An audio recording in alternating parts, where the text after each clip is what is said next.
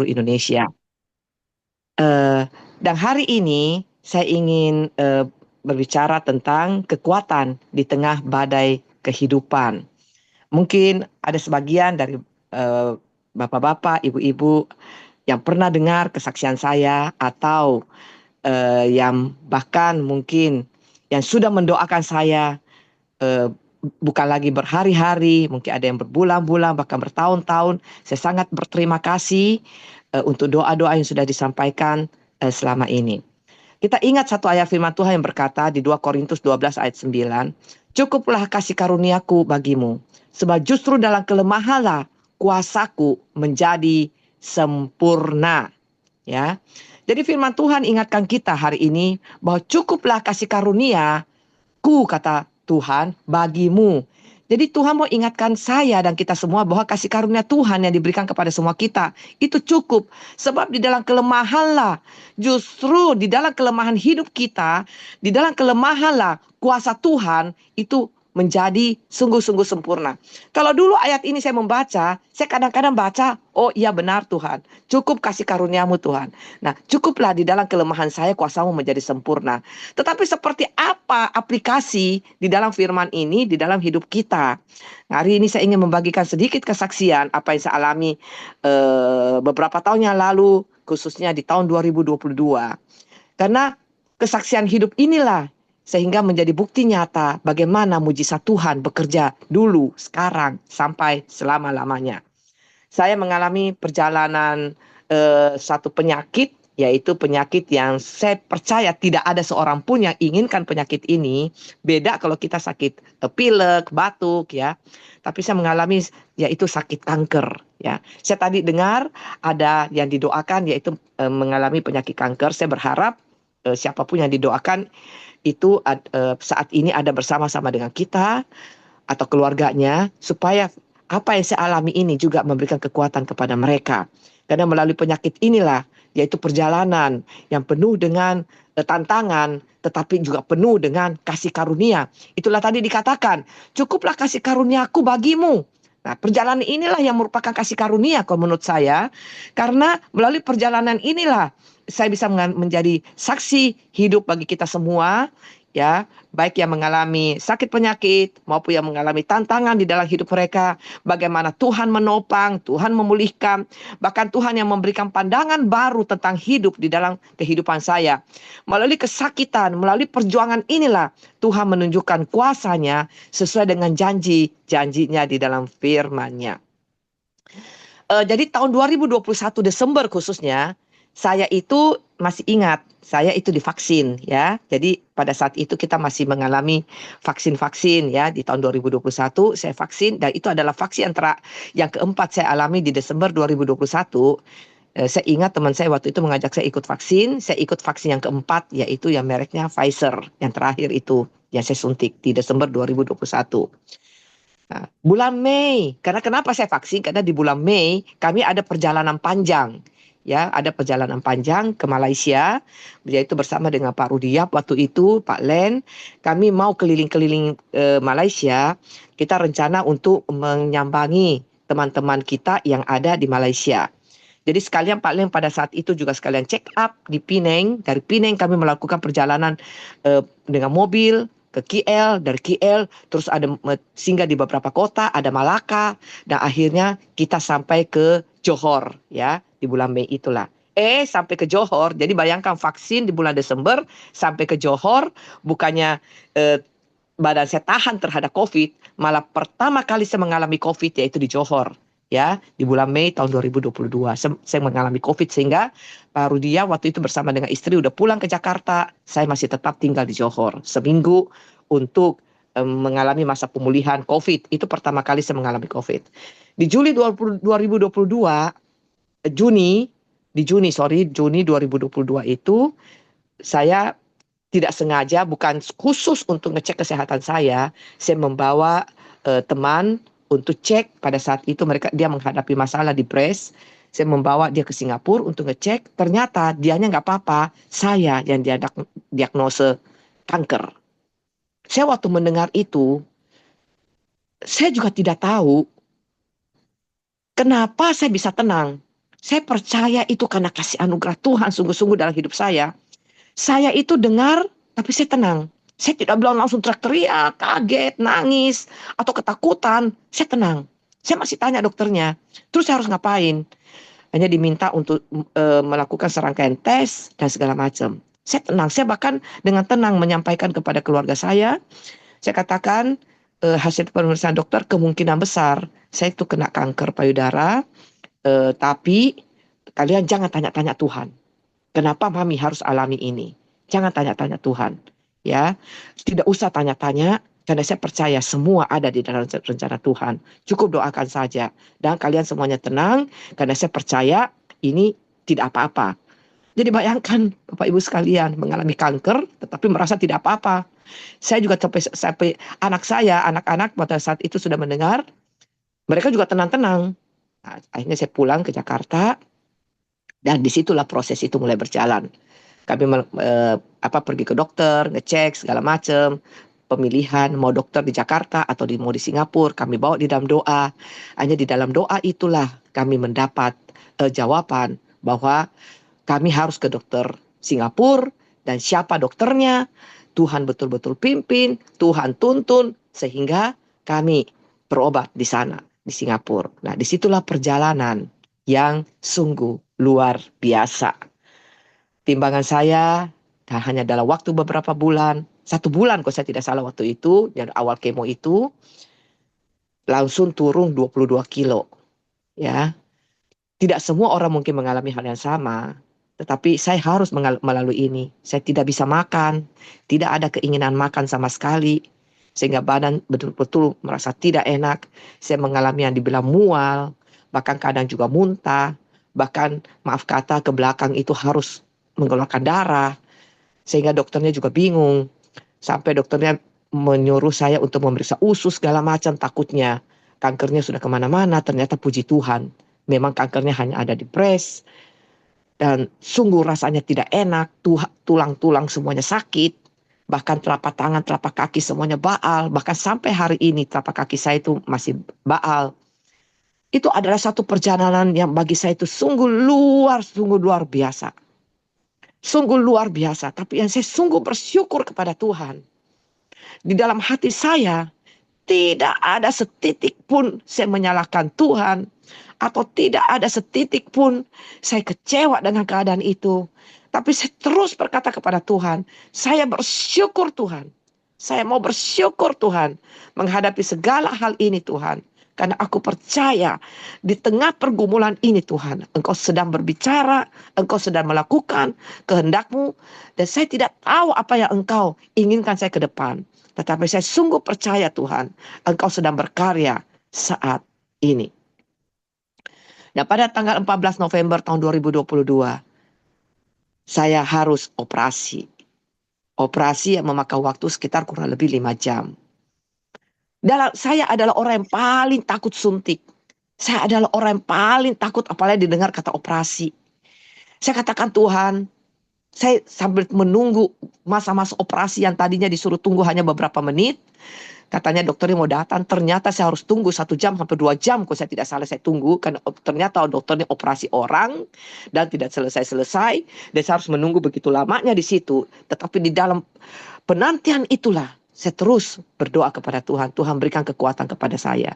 Karena saya ini adalah orang yang sangat takut namanya suntik, sangat takut namanya operasi. Saya lupa satu hal pada saat saya dibius. Saya lupa sampaikan kepada dokternya bahwa saya ini orang yang agak sedikit kuat. Kalau dibius itu, kalau orang lain mungkin dibius langsung hilang pikiran ya. Saya itu orangnya kalau dibius itu perlu butuh waktu karena mungkin badan saya agak sedikit kuat sehingga butuh waktu. Saya lupa ngomong sama dokternya. Jadi dokternya waktu habis bius langsung operasi saudara. Ya, habis bius. Kenapa saya katakan demikian? Karena pada saat saya masih sempat ngomong sama dokternya, dok, saya punya tangan kanan ini agak sedikit gimana-gimana.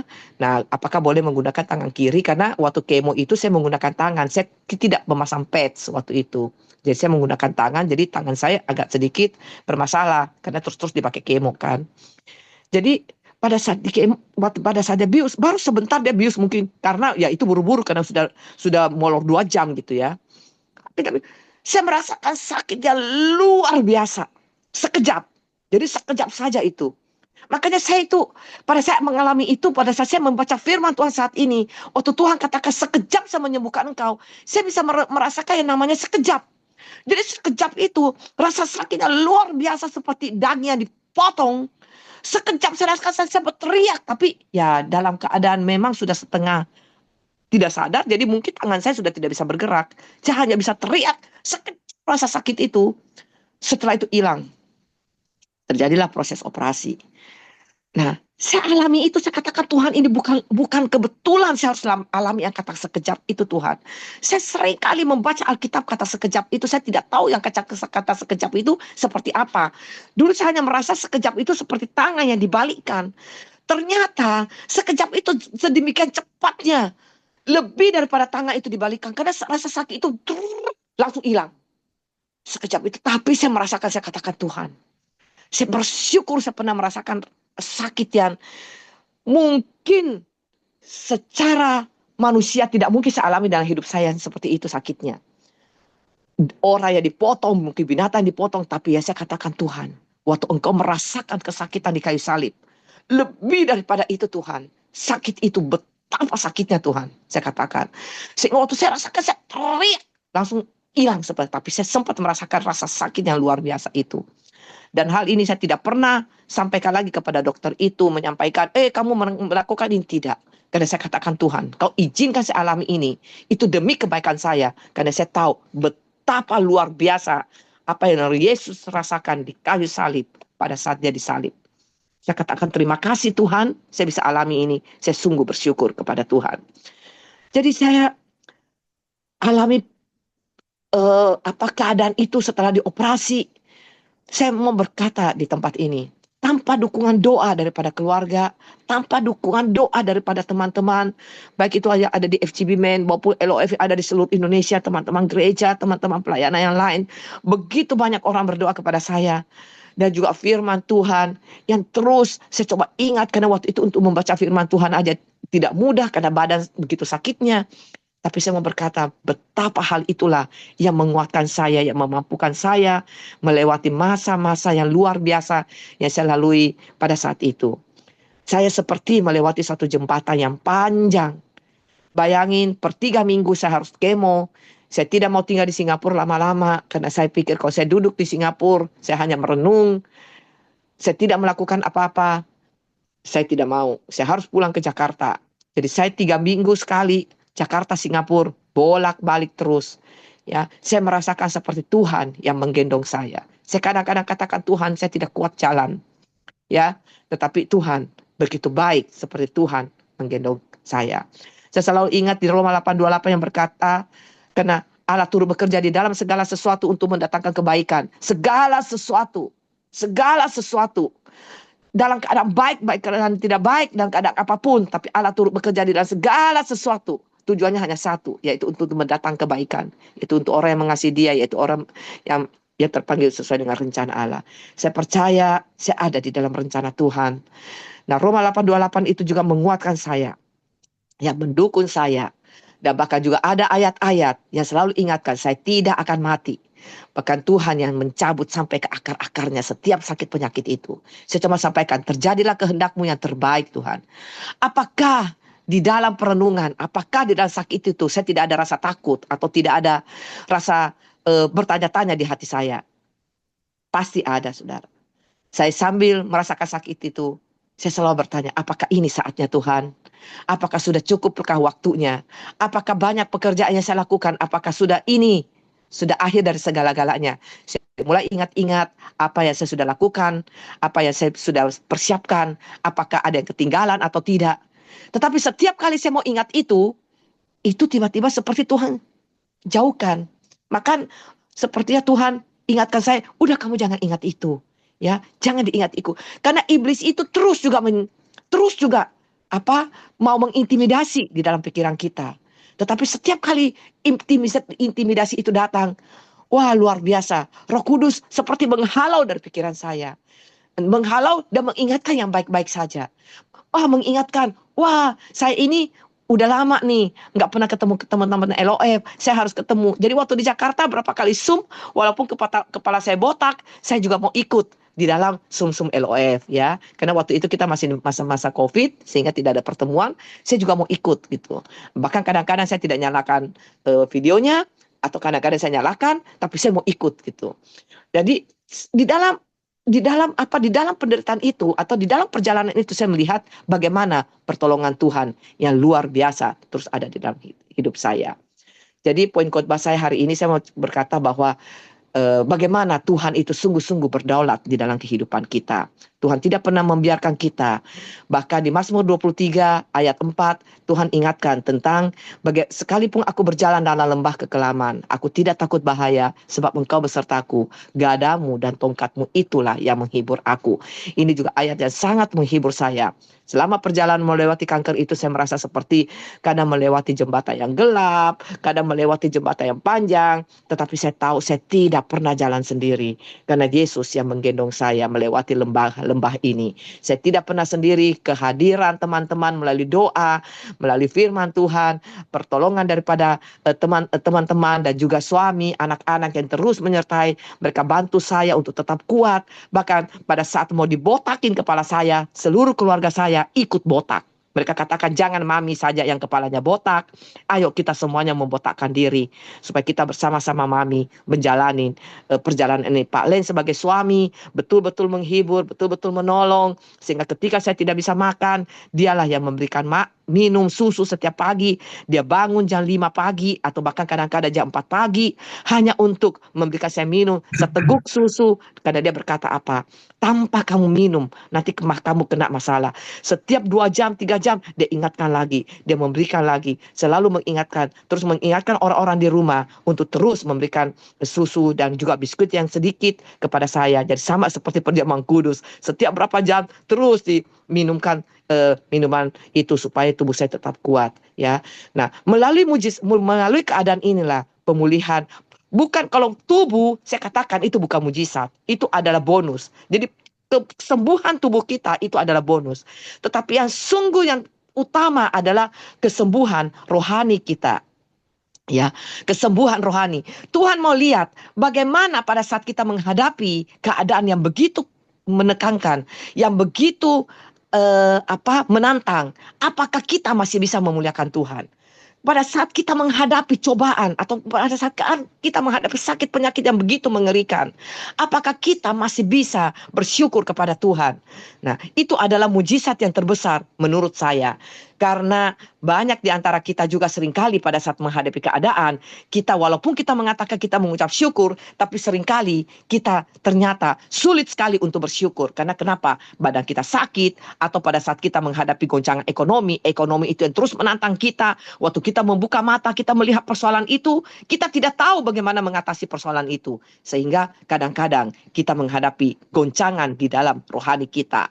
Nah, tapi saya melihat bagaimana anugerah Tuhan justru melalui penyakit ini, justru melalui keadaan ini, saya melihat bagaimana Tuhan memulihkan rohani saya. Sebelum sakit, di masa COVID, saya sangat tidak memperhatikan pola makan, sehingga timbangan saya sempat menjadi 84. Tetapi pada saat saya sakit, timbangan saya hanya 62 lebih sedikit. Ya kan? Sebelum sakit, saya kadang jadi sebelum memasuki COVID itu, saya mulai mengintrospeksi diri pada saat saya sakit. Sebelum memasuki COVID itu, kadang jiwa saya seperti kering. Saya memang terus berdoa kepada Tuhan pada saat itu. Saya terus tanya kepada Tuhan, Tuhan kenapa kadang-kadang jiwa saya seperti kering Tuhan? Ya, padahal saya baca firman Tuhan, saya juga masih suka sharing kepada teman-teman, tapi di masa-masa tertentu jiwa saya seperti kering. Nah, saya bertanya terus kepada Tuhan, Tuhan, aku mau mengalami pemulihan jiwa, saya mau mengalami pemulihan rohani Tuhan, saya rindu supaya rohku menyala-nyala, malah mengalami keadaan ini.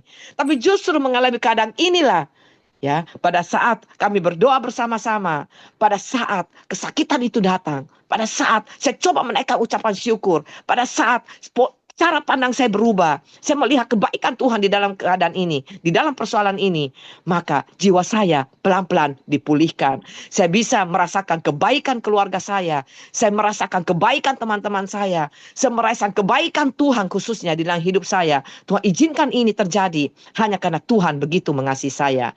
Dan justru ketika sakit itulah, walaupun secara fisik badan saya sakit, tetapi di dalam jiwa saya, di dalam roh saya ada terjadi pemulihan rohani di dalam kehidupan saya. Makanya ada ayat yang mengatakan, pujilah Tuhan hai jiwaku. Saya terus katakan, pujilah Tuhan hai jiwaku. Jangan lupa segala kebaikannya. Itu ada di Mazmur 103 ayat 2-3. Pujilah Tuhan hai jiwaku, dan janganlah lupakan segala kebaikannya. Dia yang mengampuni segala kesalahanmu, yang menyembuhkan segala penyakitmu. Maka di Yeremia 17 ayat 14 berkata, sembuhkanlah aku ya Tuhan, maka aku akan sembuh. Selamatkanlah aku, maka aku akan selamat. Sebab engkaulah puji-pujianku.